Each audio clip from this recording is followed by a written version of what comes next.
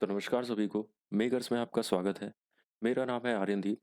तो आज के इस वीडियो में हम क्लास 9 एनसीईआरटी की पॉलिटी की पार्ट 4 स्टार्ट करने वाले हैं, जो कि है ब्रॉडर मीनिंग्स ऑफ डेमोक्रेसी। सो इस पार्ट 4 से पहले हमने टोटली 3 पार्ट क्लियर कर दिया है, कवर कर चुके हैं हम लोग। तो 3 वीडियो हमने तीनों पार्ट के लिए बना दिया है। और अगर आपने उन सभी वीडियो को नहीं देखा है तो यहाँ पे आई बटन में आपको लिंक शो हो रहा होगा प्लेलिस्ट का, तो आप वहाँ पे एंटर करके देख सकते हो। और नहीं तो मैं डिस्क्रिप्शन में वो प्लेलिस्ट का लिंक डाल दूँगा। ठीक है, तो स्टार्ट करते हैं। तो इस चैप्टर में हमने डेमोक्रेसी के मीनिंग को समझा, बहुत ही लिमिटेड और डिस्क्रिप्टिव सेंस में। तो क्या-क्या चीज़ हमने समझा, तो पहले तो रिकॉल कर लेते हैं उस चीज़ को। तो पहले तो हमने समझा कि डेमोक्रेसी होती क्या है, व्हाट इज़ डेमोक्रेसी? फिर व्हाई डिफाइन डेमोक्रेसी? फिर हमने क्या समझा, तो हमने समझा फीचर्स ऑफ डेमोक्रेसी, डेमोक्रेसी की क्या-क्या मिनिमम फीचर्स होनी चाहिए वो समझा हमने। और हमने समझा कि आर्गुमेंट्स अगेंस्ट डेमोक्रेसी समझा, arguments on the behalf of democracy समझा। तो इन सभी पॉइंट्स को हमने बहुत ही डिस्क्रिप्टिव और लिमिटेड सेंस में समझा है। ठीक है? सो ये जो और हमने क्या समझा कि डेमोक्रेसी एक क्या है, हमारा फॉर्म ऑफ गवर्नमेंट है, उस तरीके से भी समझा हमने। So this way of defining democracy help us to identify a clear set of minimal features that a democracy must have. तो इस वे से समझने के कारण हमें क्या पता चला, एक डेमोक्रेसी का मिनिमल फीचर्स पता पता चला। ठीक है? So the most common form that democracy takes in our time is that of a representative democracy. तो हमारे टाइम में जो भी डेमोक्रेसी है वो क्या है, रिप्रेजेंटेटिव डेमोक्रेसी है। तो एक्चुअली अगर देखा जाए, ये एक टाइप की डेमोक्रेसी, एक्चुअली देखा जाए तो डेमोक्रेसी एक्चुअली 2 टाइप में होती है। एक तो हो गया आपका डायरेक्ट डेमोक्रेसी, एक हो जाता है आपका रिप्रेजेंटेटिव डेमोक्रेसी। सो डायरेक्ट और रिप्रेजेंटेटिव में क्या डिफरेंस है? डायरेक्ट में ये है कि आप एक जगह पे बैठ के, जितने भी सिटीजन्स हैं वो एक जगह पे बैठ के इकट्ठे क्या कर रहे हैं, किसी डिसीजन मेकिंग प्रोसेस में इन्वॉल्व है और किसी चीज़ का क्या कर रहे हैं, डिसीजन ले रहे हैं। सभी सिटीजन्स क्या ले रहे हैं, मिल के किसी एक चीज़ का डिसीजन ले रहे हैं, तो वो क्या हो जाता है, तो डायरेक्ट डेमोक्रेसी। और रिप्रेजेंटेटिव डेमोक्रेसी की बात की जाए, तो जैसे कि हमारे कंट्री इंडिया में टोटल जो पॉपुलेशन है 140 करोड़ का है। तो ये 140 करोड़ के पॉपुलेशन में ये पॉसिबिलिटी तो है नहीं कि ये सब डायरेक्ट डेमोक्रेसी की तरह इकट्ठे बैठ के सब कोई एक डिसीजन मेकिंग प्रोसेस में इन्वॉल्व हो। कोई भी वैसे बैठ के, जितने भी टोटल पॉपुलेशन में जितने भी लोग हैं, कोई भी बैठ के वैसे इन्वॉल्वमेंट नहीं ले सकता है। क्यों नहीं ले सकता है? क्योंकि किसी के पास टाइम की कमी होगी, किसी के पास स्किल्स की कमी होगी, और क्या हो सकता है कि और अगर किसी प्लेस में बैठ के बहुत सारे लोग को डिसीजन देना, तो वो एक तरह से क्या हो सकता है, इम्पॉसिबल वाली चीज़ हो सकता है। तो टाइम की कमी, स्किल्स की कमी, इम्पॉसिबिलिटी वाला फैक्टर जो है, इसके कारण क्या होता है, ये डायरेक्ट डेमोक्रेसी इतने सारे पॉपुलेशन में तो नहीं हो पाएगा। ठीक है? तो उस चीज़ को टैकल करने के लिए एक रिप्रेजेंटेटिव डेमोक्रेसी बना है, जिसमें क्या करते हैं, हम अपने लीडर को इलेक्ट करते हैं। जो भी हमारे लीडर है वो इलेक्ट करते हैं, और वो हमारे जगह पे वो हमारा डिसीजन मेकिंग जो भी होता है, उस चीज़ को वो करते हैं, निभाते हैं। ठीक है? So you have already read about this in the previous classes में आपने ये सभी चीज़ों को समझा होगा। तो in the countries we call a democracy all the people do not rule. जिस जिस भी कंट्री को हम डेमोक्रेसी या डेमोक्रेटिक कंट्री बोलते हैं, उसमें आप एक चीज़ देख सकते हो कि पीपल जो है वो डायरेक्टली रूल नहीं करते हैं। ठीक है? या पीपल रूल नहीं करते हैं। कौन रूल करता है? तो a majority is allowed to take decisions on behalf of all the people. तो ये जो मैं यहाँ पे बता रहा था कि जो सिटीजन्स के जगह पे कौन उनकी डिसीजंस को लेते हैं, तो लीडर लेते हैं उनके। तो यहाँ पे भी वही होता है, जो मेजॉरिटी में जो भी लीडर को चुना जाता है, वो लीडर और सब पीपल के बिहाफ में क्या लेते हैं वो, तो डिसीजन लेता है। ठीक है? तो ये जो मेजॉरिटी ऑफ पीपल है, वो मेजॉरिटी ऑफ पीपल वो डायरेक्टली रूल नहीं करते हैं। उनके जगह पे कौन रूल करता है, तो मेजॉरिटी ऑफ पीपल के जो भी इलेक्टेड रिप्रेजेंटेटिव्स है, वो रूल करते हैं। ठीक है? So this becomes necessary because ये जो इलेक्टेड रिप्रेजेंटेटिव या रिप्रेजेंटेटिव डेमोक्रेसी, क्यों नेसेसिटी है इस चीज़ का? क्योंकि in modern democracies involve such a large number of people that it is physically impossible for them to sit together and take a collective decision. तो ये एक इम्पॉसिबल सा चीज़ है हमारे मॉडर्न डेमोक्रेसी में। क्यों इम्पॉसिबल है? क्योंकि इतने सारे पॉपुलेशन के लोग एक जगह इकट्ठे बैठ के अगर किसी डिसीजन के पॉइंट तक पहुँचेंगे, तो वो कैसे हो सकता है? इम्पॉसिबल सा चीज़ है।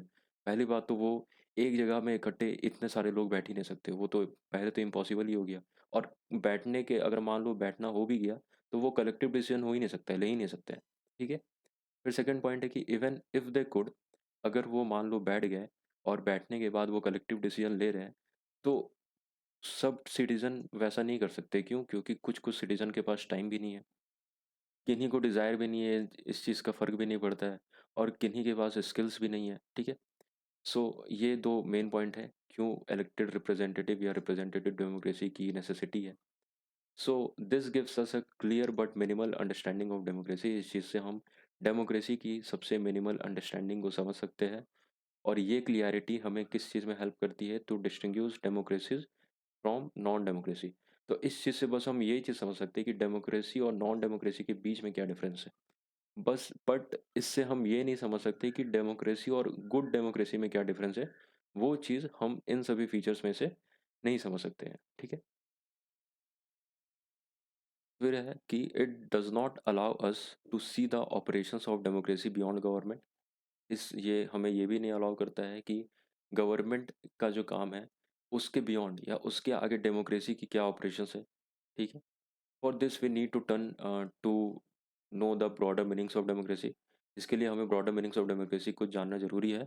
तो sometimes we use democracy for organisation other than the government. कभी कभी हम डेमोक्रेसी को एक ऑर्गेनाइजेशन में यूज़ करते हैं, ठीक है? गवर्नमेंट में तो यूज़ होता ही है डेमोक्रेसी चीज़, और कभी कभी क्या होता है ये ऑर्गेनाइजेशंस के अंदर भी यूज़ होता है। तो वो कैसे होता है? जैसे कि एक फैमिली का एक एग्जांपल इसमें कोई बताना चाह रहा है कि we are a very democratic family. हम एक बहुत ही डेमोक्रेटिक फैमिली है। जब भी कोई डिसीजन लिया जाता है हमारे घर में, तो सभी को इकट्ठे बैठ के डिसीजंस को लेते हैं और डिसीजन के सॉल्यूशन पे पहुंचते हैं। बट और क्या होता है कि मेरा जो मैटर है, मेरा जो ओपिनियन है, और मेरे फादर का जो ओपिनियन है, सभी का ओपिनियन क्या होता है, इक्वली मैटर करता है, ठीक है? तो ये किसी फैमिली के अंदर है, मतलब यहाँ पे बोला जा रहा है कि एक डेमोक्रेटिक फैमिली की तरह ये लोग शो करवा रहे हैं अपने डिसीजंस को। सेकंड पॉइंट है कि किसी स्कूल के बारे में बात हो रही है कि कोई स्टूडेंट बोल रहा है कि I don't like teachers who don't allow student to speak and ask question. मुझे वैसे टीचर्स पसंद नहीं है जो स्टूडेंट को ना तो बोलने देते हैं, ना ही क्वेश्चन पूछने देते हैं, ठीक है? सो उन सभी टीचर्स के अंदर एक डेमोक्रेटिक टेम्परमेंट नहीं है, ठीक है? डेमोक्रेटिक वाली जो सोच होती है, ताकि सब कोई को वो अलाउ करे, सब कोई को वो ये करे, परमिशन दे कि सब कोई अपने ओपिनियन, सब कोई अपने इंटरेस्ट को या कोई भी क्वेश्चन इन्फॉर्मेशन चाहिए, उस चीज़ को पूछ सके, वो यहाँ पे अलाउंस नहीं मिल रहा है यहाँ पे। थर्ड वन है कि one leader and his family members decide everything in this party. एक पॉलिटिकल पार्टी की बात हो रही है, तो इसमें बोला जा रहा है कि एक पॉलिटिकल पार्टी जो कि डेमोक्रेटिक गवर्नमेंट के अंदर है, उसमें सिर्फ जो लीडर है उस पॉलिटिकल पार्टी का, वो और उनके जो फैमिली मेंबर्स है, वो सिर्फ वही लोग डिसीजन ले सकते हैं और कोई नहीं ले सकता है। तो ये जो पॉलिटिकल पार्टी है फिर डेमोक्रेसी की बात कैसे कर सकती है, ठीक है? तो ये सभी पॉइंट्स में इन सभी चीज़ों को बताया गया है। यहाँ बताया जा रहा है कि एक डेमोक्रेटिक कंट्री में या एक डेमोक्रेसी में बेसिक या किसी भी डिसीजंस को कैसे लिया जाए, तो उसके बेसिक सेंस को समझते हैं। कोई भी डिसीजन लेने के लिए क्या क्या बेसिक सेंस होनी चाहिए डेमोक्रेसी के अंदर, उस चीज़ को समझते हैं। तो कोई भी डेमोक्रेटिक डिसीजन अगर लिया जाता है तो उसमें कंसल्टेशन होना ज़रूरी है। तो बेसिक सेंस में से सबसे पहला चीज़ है consultation is very much important, ठीक है? डेमोक्रेटिक डिसीजन लेने के लिए कंसल्टेशन होनी चाहिए, सभी लोगों का कंसेंट होना चाहिए उस डिसीजन के प्रति। Those who are not powerful, जो लोग पावरफुल नहीं है, उनका भी डिसीजन और जो पावरफुल है उनका भी डिसीजन सेम मैटर करना चाहिए, ओपिनियंस दोनों का इक्वली मैटर करना चाहिए। और this can apply to a government or a family member or a family or any other organisation. और ये जो चीज़ है सिर्फ गवर्नमेंट के लिए ही नहीं, किसी भी फैमिली के अंदर, किसी भी ऑर्गेनाइजेशंस के अंदर इस चीज़ को क्या कर सकते हैं, अप्लाई कर सकते हैं। इससे क्या समझ में आता है कि डेमोक्रेसी जो है वो एक ऐसी प्रिंसिपल है जो कि हमारे हर एक स्फेयर ऑफ लाइफ में क्या होती है, अप्लाइड होती है, ठीक है? तो यहाँ पे एक आइडियल स्टैंडर्ड या एक डेमोक्रेसी की आइडियल स्टैंडर्ड्स क्या-क्या होनी चाहिए, यह एक आइडियल डेमोक्रेसी किस तरीके का होना चाहिए, वो कुछ पॉइंट्स दिए हुए हैं यहाँ पे, तो उनको समझते हैं। पहला है कि true democracy will come to this country only when no one goes hungry to bed. तो एक ट्रू डेमोक्रेसी या एक आइडियल डेमोक्रेसी में क्या होना चाहिए कि जहाँ पे कोई भी इंसान भूखा ना सो रहा हो, ठीक है? तो ये फर्स्ट पॉइंट है। और सेकंड पॉइंट है कि in a democracy every citizen must be able to play equal role in decision. For this you don't need just an equal right to vote. तो सभी इंसान को डिसीजन मेकिंग में equal role मिलना चाहिए, ठीक है? सबका ओपिनियन इक्वल मैटर करना चाहिए। और इसके लिए सिर्फ राइट टू वोट वाला ही चीज़ राइट्स नहीं मिलना चाहिए। सभी सिटीजन्स को क्या क्या राइट्स मिलना चाहिए, तो राइट टू इन्फॉर्मेशन की चीज़ भी मिलनी चाहिए, राइट टू बेसिक एजुकेशन भी मिलना चाहिए, राइट टू जितने भी इक्वल रिसोर्सेज है, जब सबको जो इक्वली रिसोर्स मिल रहा है वो भी मिलना चाहिए। और बहुत सारा कमिटमेंट मिलना चाहिए अपने कंट्री के प्रति, ठीक है? अपने डेमोक्रेटिक कंट्री के प्रति बहुत सारा कमिटमेंट होना चाहिए। तो ये सभी चीज़ें, तो इन सभी पॉइंट्स को अगर हम किसी भी डेमोक्रेटिक कंट्री से अगर कंपेयर करें, तो ये पॉइंट्स जो है ये आइडियल डेमोक्रेसी के लिए है। और ये आइडियल डेमोक्रेसी की जो पॉइंट है, अगर किसी भी हम डेमोक्रेटिक कंट्री के से कंपेयर करें, तो हमें क्या पता चलेगा कि कोई भी कंट्री क्या है, आइडियल डेमोक्रेसी तो है ही नहीं, ठीक है? ठीक है? तो ये चीज़ हमें पता चलेगा, चाहे आप इंडिया को देख लो या चाहे आप कितने भी अदर कंट्रीज़ को देख लो, जितने जहाँ पे डेमोक्रेटिक रूल फॉलो होता है। आप किसी भी जगह को, किसी भी कंट्री को आप फिर कंपेयर करके देखोगे तो आपको ये चीज़ नहीं मिलेगा कि ये आइडियल डेमोक्रेसी वाली चीज़ें वहाँ पे फॉलो हो रही है।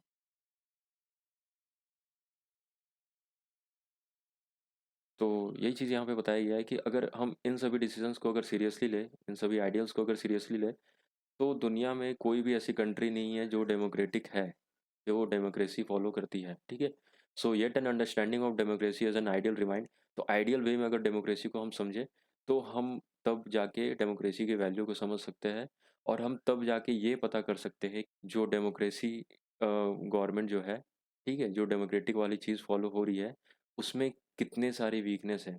हमारी जो एग्जिस्टिंग गवर्नमेंट है जो डेमोक्रेसी की बातें करती है, उन एग्जिस्टिंग गवर्नमेंट में कितने सारे वीकनेस है, हम उन सभी चीज़ों को पता कर सकते हैं। और हम ये भी पता कर सकते हैं कि एक मिनिमल डेमोक्रेसी, मतलब कि एक मिनिमल फीचर्स ऑफ डेमोक्रेसी और एक गुड डेमोक्रेसी में क्या डिफरेंस है, ठीक है? इससे हमें क्लियरली आइडिया मिल जाएगा कि एक आइडियल डेमोक्रेसी और एक जो नॉर्मल डेमोक्रेसी जो हर एक कंट्री फॉलो करती है, उन दोनों के बीच में क्या डिफरेंस है, वो चीज़ हमें क्लियरली पता चल जाएगा। So in this book we do not deal much with the expanded notion of democracy. इस बुक में डेमोक्रेसी को बहुत ही एक्सपेंड करके नहीं बताया गया है, एक्सपेंडेड डिटेल्स नहीं बताई गई है। यहाँ पे इस बुक का फोकस क्या रहा है कि कोर इंस्टीट्यूशनल फीचर्स हमें पता चले एक डेमोक्रेसी फॉर्म ऑफ गवर्नमेंट की।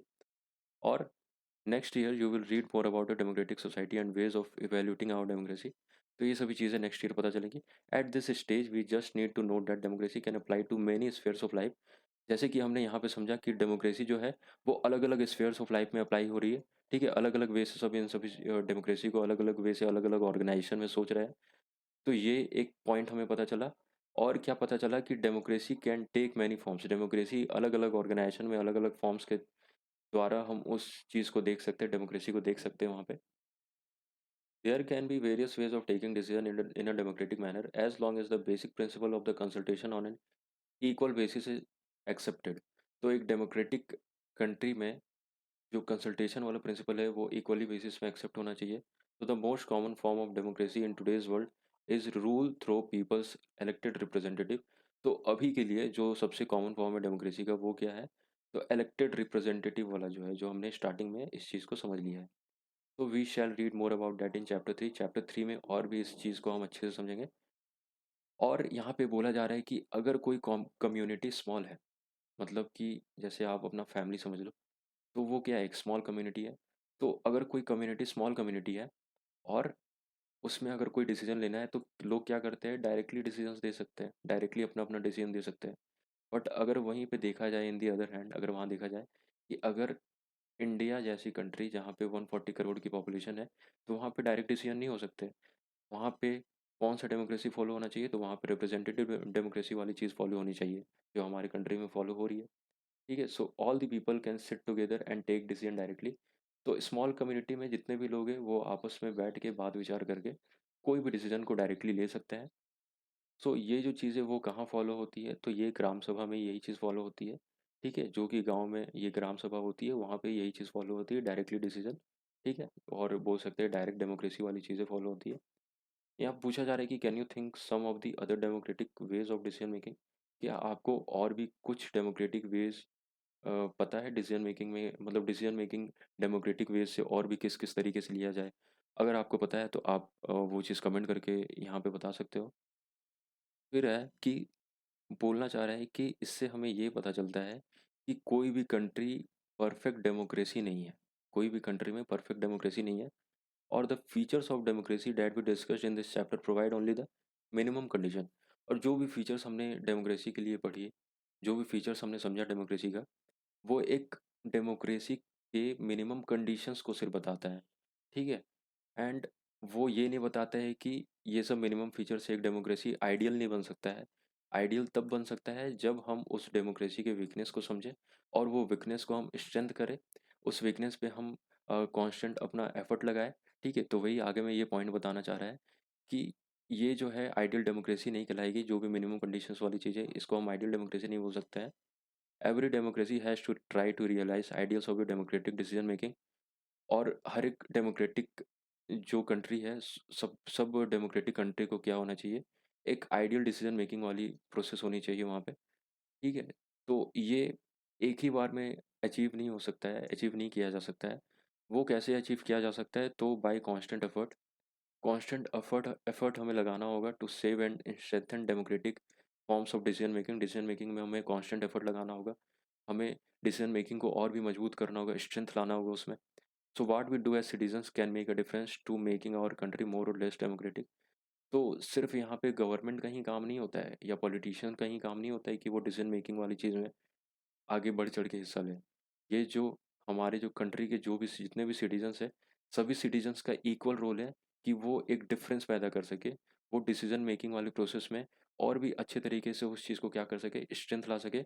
और ये स्ट्रेंथ कब आएगा? जब हम अपने डेमोक्रेटिक जो है डेमोक्रेटिक कंट्री की डेमोक्रेसी में जब हम वीकनेस को समझेंगे, ठीक है? तो the fate of the country depends not just on what the rulers do but mainly on what we as citizens do. तो ये बस रूलर्स का ही काम नहीं है, ये हम सभी सिटीजन्स का भी काम है। सो ये सभी पॉइंट्स हमें क्या बताती है? ये सभी पॉइंट्स हमें ये बताती है कि हम अदर गवर्नमेंट्स को, मतलब अदर फॉर्म ऑफ गवर्नमेंट को एक डेमोक्रेटिक फॉर्म ऑफ गवर्नमेंट से किस तरीके से डिस्टिंग्विश कर सकते हैं, ठीक है?